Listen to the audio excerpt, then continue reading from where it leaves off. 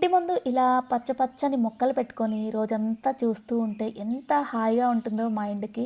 So నేనైతే చాలా relax అయిపోతాను సోఫాలో కూర్చొని ఈ వ్యూ చూసుకుంటూ.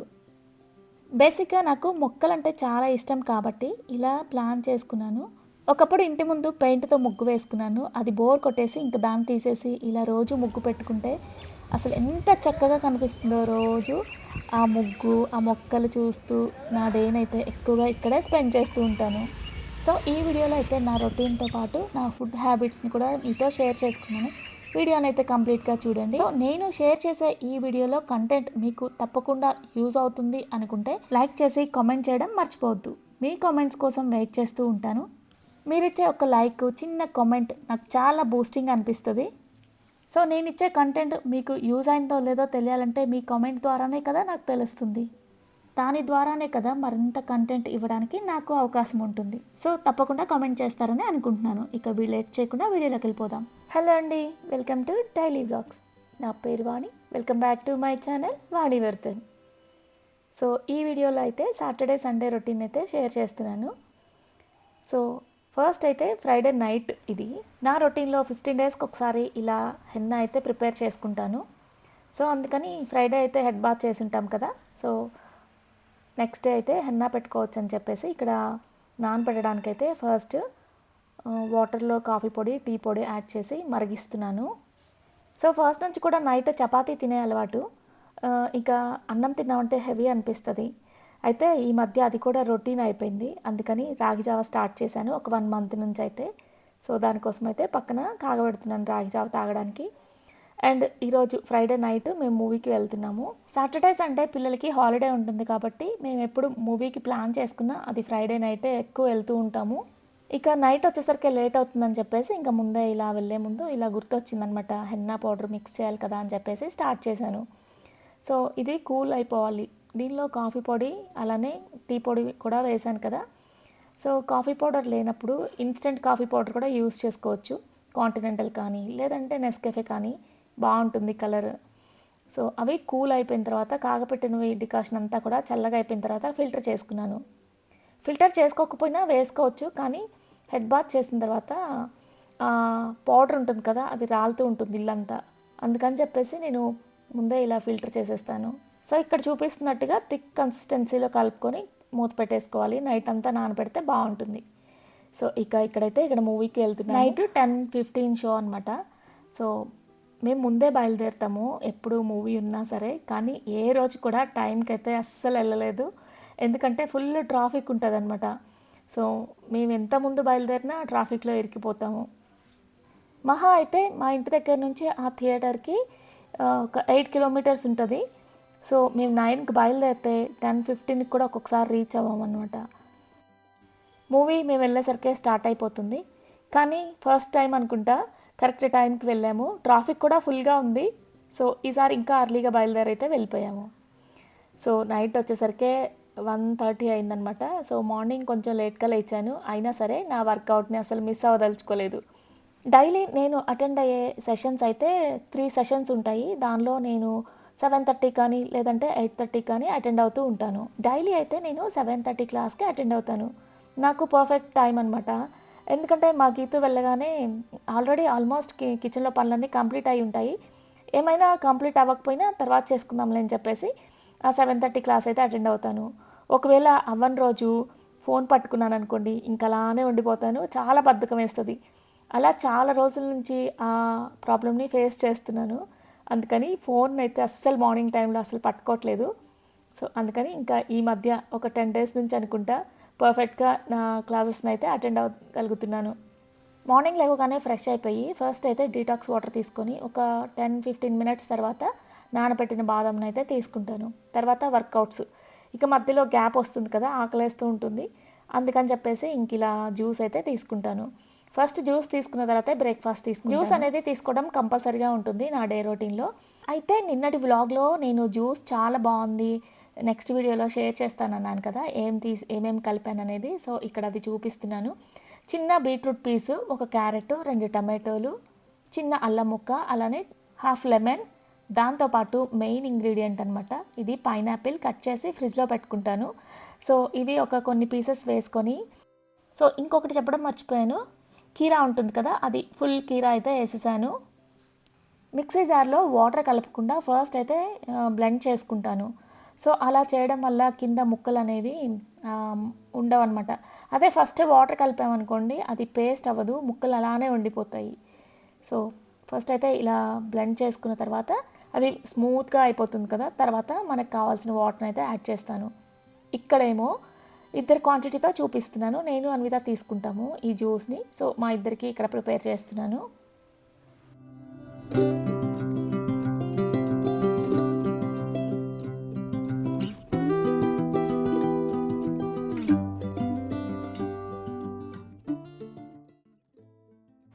సో నేను మా జ్యూసెస్లో బీట్రూట్, క్యారెట్ కంపల్సరీగా ఉండేలా చూసుకుంటాను. సో ఇక్కడ చూసారు కదా, అంత ఫైన్ పేస్ట్ చేసినా కూడా అక్కడక్కడ క్యారెట్ అయితే ఉండిపోయింది. బీట్రూట్ ఎక్కువ తీసుకున్నామంటే కలర్ ఇంకొంచెం డార్క్ వస్తుంది. డార్క్ కలర్స్ తీసుకోవడం అంటే నాకు చాలా ఇష్టం. సో అందుకని అలా చేసేదాన్ని అనమాట. కానీ అది బోర్ కొట్టేసింది, అందుకని ఈ మధ్య కొంచెం వేస్తున్నాను. సో పీచ్ కలర్ వచ్చేసింది, చాలా బాగుంది కదా, కలర్తో పాటు టేస్ట్ కూడా బాగుంది. ఒకసారి మీరు కూడా తప్పకుండా ట్రై చేయండి. సో నేను ఇలా జ్యూస్ తీసుకుంటూ ఇంకా మా గార్డెన్లో కూర్చొని ఆ జ్యూస్ని, నేచర్ని ఎంజాయ్ చేస్తూ ఉన్నాను.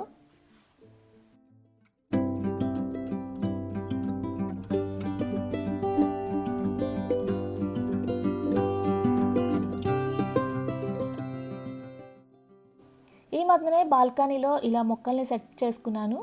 అయితే 1 వీక్ తర్వాత ఇది కూడా బోర్ కొట్టేస్తుంది.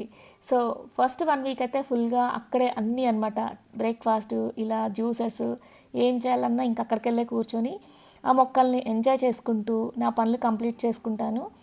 ఇక తర్వాత ఏమంటే ఏరియాలో డస్ట్ ఎక్కువ వస్తుంది కదా, సో ఆకుల మీద అంతా డస్ట్ కూర్చుండిపోతుంది, చాలా డల్గా కనిపిస్తాయి. ఇక వాటిని మార్చేసి మళ్ళీ టెర్రస్ మీద పెట్టేసి టెర్రస్ మీద ఉన్న మొక్కల్ని కిందకి తెచ్చేస్తూ ఉంటానన్నమాట. సో ఇంకా టైం అయితే 9:30 అవ్వస్తుంది.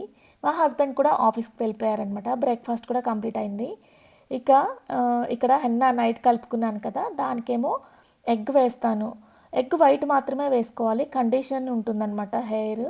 సో నాకైతే చాలా బాగా సెట్ అయింది. గత 15 ఇయర్స్గా నేను ఈ ప్యాక్నే వేసుకుంటూ ఉంటాను. సో వైట్ హెయిర్ ఇంక్రీజ్ అవ్వదు, అలా దాంతోపాటు హెయిర్ కండిషన్ కూడా చాలా బాగుంటుంది, బౌన్సీగా కనిపిస్తుంది నా హెయిర్. సో అందుకని బాగా నచ్చుతుంది అనమాట. ఫస్ట్లో ఈ ప్యాక్ పెట్టుకోవడానికి నా ఉద్దేశం వచ్చేసి నేను హెయిర్ ఫాల్ అవుతుందని చెప్పేసి స్టార్ట్ చేశాను. ఇక తర్వాత చిన్న చిన్నగా వైట్ హెయిర్ కూడా ఉండేది ఆ టైంలోనే. అయితే ఇప్పటికీ అది ఇంక్రీజ్ అవ్వలేదన్నమాట. ఆ వైట్ హెయిర్ అప్పుడు ఎలా ఉందో ఇప్పుడు అంతే ఉంది. ఈ మధ్యనే కొంచెం ఒక 10 ఎంట్రుకలు ఎక్స్ట్రా వచ్చాయి అనుకుంటా, అంతే. సో నాకైతే చాలా బాగా పనిచేసింది. మీరు కూడా యూస్ చేస్తారని చెప్పేసి ఈ టిప్ అయితే షేర్ చేస్తున్నాను.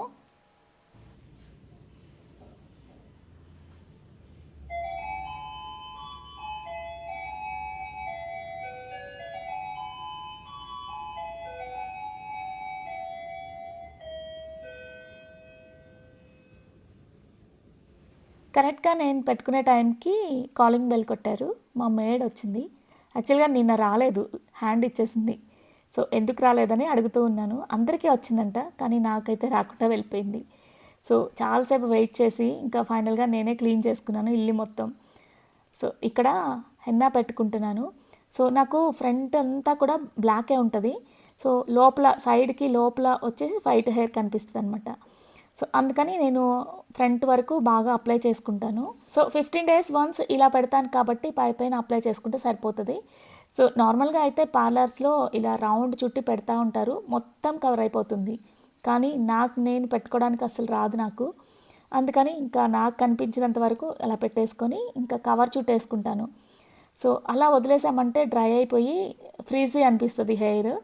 అందుకని ఇంకా కవర్ చుట్టేసుకున్నామంటే కండిషనింగ్ ఉంటుందన్నమాట. 1 hour ఉంచేసుకొని హెయిర్ వాష్ చేసుకుంటాను. ఇంక ఇక్కడ బాల్కనీలో బటర్ఫ్లై తిరుగుతూ ఉంది. సో మొక్కలు ఎక్కువ పెట్టేశాను కదా, సో అది కూడా అట్రాక్ట్ చేస్తుందన్నమాట. చాలా బ్యూటిఫుల్గా ఉంది కదా. సో దాన్ని వీడియో తీయడానికి చాలా ట్రై చేశాను, ఫాస్ట్గా తిరుగుతూ ఉంది. ఎగ్స్ని మార్కెట్ నుంచి తేగానే ఫస్ట్ అయితే క్లీన్ చేస్తాను. అది డ్రై అయిపోయిన తర్వాత ఎగ్ ట్రేలో స్టోర్ చేసేసుకుంటాను అనమాట. ఇంక ఇక్కడ చూపిస్తుంది అయితే ఈవినింగ్ టైము. లంచ్ అయితే నేను షూట్ చేయలేదు, సో బాగా లేట్ అయిపోయింది లంచ్ ప్రిపేర్ చేసేసరికి, ఇంకా అందుకని అది చేయడానికి అవ్వలేదు. ఇక ఈవినింగ్ స్నాక్స్కి అయితే స్ప్రౌట్స్ ఉన్నాయి. పెసలు కానీ శనగలు కానీ ఇలా స్ప్రౌట్స్ చేసి ఎప్పుడు ఫ్రిడ్జ్లో స్టోర్ చేస్తాను. ఎప్పుడు కావాలంటే అప్పుడు ఇలా సలాడ్‌లాగా కానీ లేదంటే పోపు పెట్టేసి తినేస్తూ ఉంటాం అనమాట. సో, దానికి జతగా ఇక్కడైతే నేను కాఫీ చేస్తున్నాను. డాల్గోనా కాఫీ అంటారు దీన్ని. సో, ఈ ఫ్లేవర్ నాకు బాగా నచ్చుతుంది. అంటే ఫోమీగా వచ్చేస్తుంది. కాఫీ లవర్స్‌కి చాలా ఇష్టపడతారు. సో, ఇలా చేసుకుంటే. సో, 2 స్పూన్స్ వచ్చేసి కాఫీ పౌడర్, అలానే 2 స్పూన్స్ 2 ½ వేసాననుకోండి షుగర్ తక్కువ తాగేవాళ్ళు ఇంకా తగ్గించుకోవచ్చు. కానీ 2 ½ సరిపోతుంది. వేడి వేడి వాటర్ ఒక 2 స్పూన్స్ క్వాంటిటీతో వేసుకోవాలి. వేయగానే ఇంకా మూత క్లోజ్ చేసేసి ఇలా షేక్ చేయాలన్నమాట. సో, ఆ వాటర్ అనేవి హీట్‌గా ఎక్కువ బాయిల్డ్ అయ్యి ఉండాలి. వాటర్ వేస్తాం కదా, షుగరు, కాఫీ పౌడరు మొత్తం కలిపి ఇలా షేక్ చేయడం వల్ల మంచి ఫోమ్ లాగా వచ్చేస్తుంది. సో, ఈలోపు పాలైతే వేడి చేస్తూ ఉన్నాను.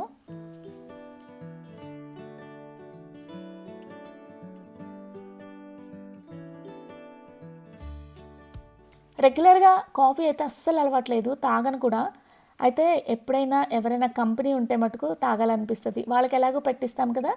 సో, నాకు కాఫీ బేసిక్‌గా ఇష్టం. ఆ ఫ్లేవర్ కానీ ఆ ఫ్లేవర్ వస్తుంటే తాగాలన్న ఫీలింగ్ వస్తుంది. కానీ హెల్త్‌కి మంచిది కాదు కదా అని చెప్పేసి అసలు తీసుకోను. టీ అయితే ఫస్ట్ నుంచి అస్సలు అలవాట్లేదు. సో, ఒక్కొక్కసారి ఇంకా చెప్పాను కదా, ఫ్లేవర్ వస్తే తాగాలనిపిస్తుంది. అందులోనూ కంపెనీ ఇవ్వడానికి ఎవరైనా నాకు కంపెనీ ఉంటే ఇలా తీసుకుంటూ ఉంటాను అప్పుడప్పుడు.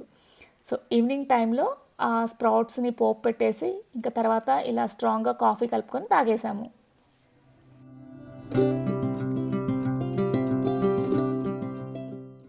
ఇక నైట్ ప్రిపరేషన్కి ఇక్కడ దోశ అయితే వేస్తున్నాను. సో, నేను ఏమేమి దోశలు అయితే వేస్తానో అవన్నీ ఇక్కడ వేసి చూపిస్తున్నాను. సో, ఫస్ట్ అయితే ప్లెయిన్ దోశ, దానికి కారప్పొడి యాడ్ చేశాను. మార్నింగ్ లేచిన తర్వాత breakfast, afternoon lunch, evening snacks ఫుల్గా తినేస్తాము డే మొత్తం కూడా. సో, ఏదో ఒకటి తింటూనే ఉంటాము. కానీ నైట్ అయితే చాలా లైట్గా తినేస్తాము. సో, అలానే మా పిల్లలకి మా హస్బెండ్ని కూడా ఇలా లైట్ టిఫిన్సే ఇస్తూ ఉంటాను. అయితే రెగ్యులర్గా దోశలు వేస్తూ ఉంటాను. అయితే ఫ్లేవర్స్ మారుస్తూ ఉంటానన్నమాట. దానిలో ఆకుకూర కలపడము, పేస్ట్ చేసి పాలక్ని పేస్ట్ చేసి ఈ దోశ బ్యాటర్లో కలపడం, లేదంటే బీట్రూట్, క్యారెట్ అలా రోజుకొకటి వేస్తూ ఉంటాను. అయితే ఈరోజు అన్నీ వేశాను. ఇక్కడేమో ఫస్ట్ ప్లెయిన్ దోశకి బటర్ దోశ వేస్తున్నాను, అంటే బటర్ వేస్తున్నాను. సో, డైరెక్ట్గా ఆయిల్ తినడం అయితే నేను అంతగా ఇష్టపడను. మా పిల్లలకు కూడా అస్సలు పెట్టను. అంటే ఆయిల్ ఐటమ్స్ ఎక్కువ చేయను అనమాట. కానీ ఇలా మిల్క్ ప్రోడక్ట్స్తో వచ్చిన నెయ్యి కానీ ఇలా వెన్నపూస కానీ ఎక్కువ యూస్ చేస్తూ ఉంటాను. యాక్చువల్గా మన ఒంటికి ఇలా నెయ్యి ప్రోడక్ట్స్ కానీ అంటే పాలతో ఉన్న ప్రోడక్ట్స్ తింటాం చాలా మంచిదంట హెల్త్కి, అది విన్నాను. అది తెలియకపోయినా కూడా నేను ఫస్ట్ నుంచి ఇలా వెన్నపూస కానీ నెయ్యి కానీ ఎక్కువ యూస్ చేస్తూ ఉంటాను దోశకి. బేసిక్గా నేను నెయ్యి ఎక్కువ తింటాను. పేరుకున్న నెయ్యి అయితే ఇంక అసలు డైరెక్ట్గా తినేస్తాను, అంత ఇష్టం అనమాట. సో, మా వాడికి కూడా సేమ్ అలవాటు, మా అన్విత కూడా అంతే చేస్తుంది. మనం అబ్జర్వ్ చేస్తే మన చిన్నప్పటి నుంచి కూడా మనం తిన్నది అలానే పిల్లలకు కూడా అలానే పెట్టాము. ఎక్కువగా నెయ్యిలో ముంచే మనం పిల్లలకి పెడుతూ ఉంటాం కదా. సో, ఎముక పుష్టి వస్తుంది అని చెప్తూ ఉంటారు మన పెద్దవాళ్ళు. సో, నేనైతే అది మైండ్లో పెట్టుకొని ఆ నెయ్యిని యూస్ చేస్తూ ఉంటాను. మా అమ్మ నాన్న నాకు ఇచ్చిన హెల్త్ని యాజ్ ఇట్ ఈజ్గా మా పిల్లలకు కూడా ఇవ్వాలని ట్రై చేస్తూ ఉంటాను. సో, ఇప్పటి వరకు కూడా చెప్పకూడదు, ఫీవర్ అంటే తెలియదు నాకు. సో, అంటే ఎప్పుడో నా చిన్నప్పుడు వచ్చింది, అంటే నేను 10th ఉన్నప్పుడు అనుకుంటా. సో, మళ్ళీ అయితే అస్సలు రాలేదు. కరోనా టైంలో కూడా నాకైతే ఫీవర్ అనేది రాలేదు. బేసిక్గా రెసిస్టెన్స్ పవర్ ఎక్కువ ఉంటుంది అనుకుంటున్నాను నేను. ఎందుకంటే మహా అయితే వస్తే కోల్డ్ వస్తుంది, అది కూడా ఇయర్లీ వన్స్ లేదంటే 2 ఇయర్స్కి ఒకసారి వస్తుంది. ఇక బేసిక్గా నాకు ఉన్న ప్రాబ్లం ఏంటంటే అది ఆఫ్టర్ డెలివరీ తర్వాతే వచ్చింది, బ్యాక్ పెయిన్. కొంచెం హైట్ ఉంటాను కదా, సో ఒంగోని చేస్తే ఏమైనా పనులు కొంచెం బ్యాక్ పెయిన్ అనిపిస్తుంది, అదొక్కటి తప్ప మిగతాదంతా ఏ ఇష్యూస్ లేవన్నమాట నాకు ప్రస్తుతానికైతే. అది మా అమ్మ నాన్న నాకు ఇచ్చిన పెద్ద గిఫ్ట్. సో, ఆ గిఫ్ట్ని నేను మా పిల్లలకి ఇవ్వాలని ఇలా ఫుడ్ మీద ఎక్కువ కాన్సన్ట్రేషన్ చేస్తూ ఉంటాను. నేనేమైతే తీసుకున్నానో అవే యాస్టీస్గా మా పిల్లలకు కూడా పెడుతూ ఉంటాను. So, time to time food skip చేయకుండా తీసుకోవాలన్నమాట. దాంతోపాటు ప్రోటీన్ ఎక్కువగా ఉండేలాగా చూసుకోవాలి. చెప్పాను కదా, మా ఇంట్లో రూల్ అంటే రూలే.